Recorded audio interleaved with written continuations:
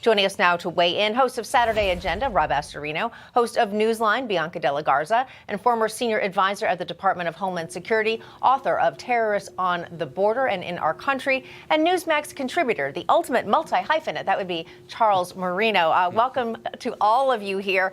Charles, what are you making of all of this overall? Is this the issue that cost Democrats the election? Again, a lot of people say, no, it was the economy, and others just say, no, they're just totally out of touch. But obviously, this one, a very big one for the incoming administration.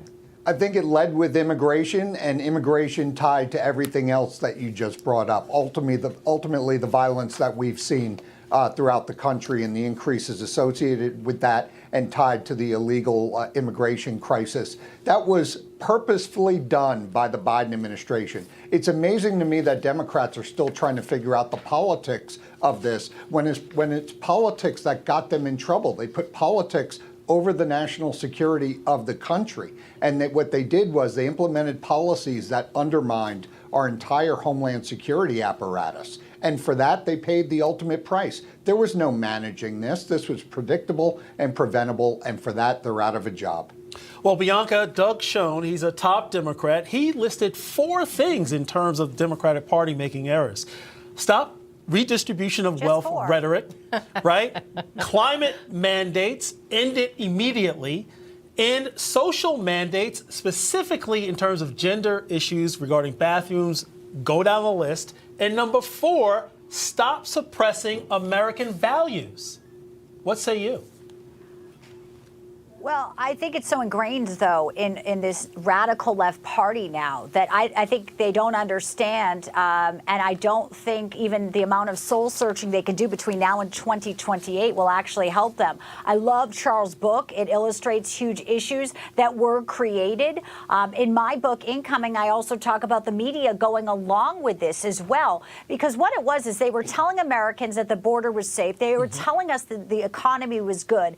And they used sort of this narrative, and Americans at the end of the day just are not dumb. And when you have people taking away your jobs, going into the schools where your kids are, so it is sort of this whole the party now today. So in addition to everything you just listed off there, they're lost, they're out of touch, they're controlled by dark money.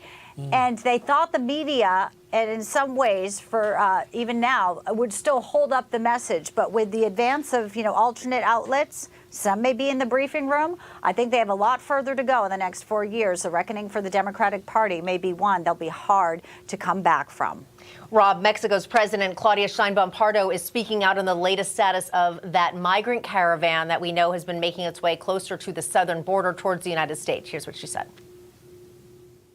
I raised all these issues with President Trump, and I told him that the caravan he mentioned in his publication, well, that caravan in reality is not going to reach the northern border because we have a strategy in place, and it's being taken care of in our country.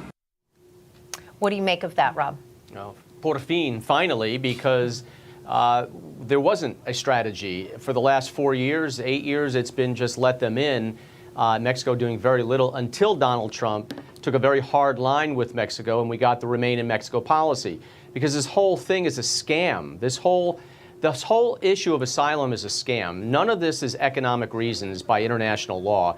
And the minute you step out of your country to a safe harbor, so anything south of Mexico, if they step into Mexico, safe harbor over, they don't go to the United States. That's where their asylum is. That has to happen now. So I'm glad Donald Trump took a very hard stand really early, and she got the message, and now they're going to have some talks in the next 50 days of what to do when he takes office. Absolutely, Rob. And Charles, the thing is that the Democrats, going by the list I mentioned, as well as the border, they've been gaslighting America for the last 4 years, saying men can have babies.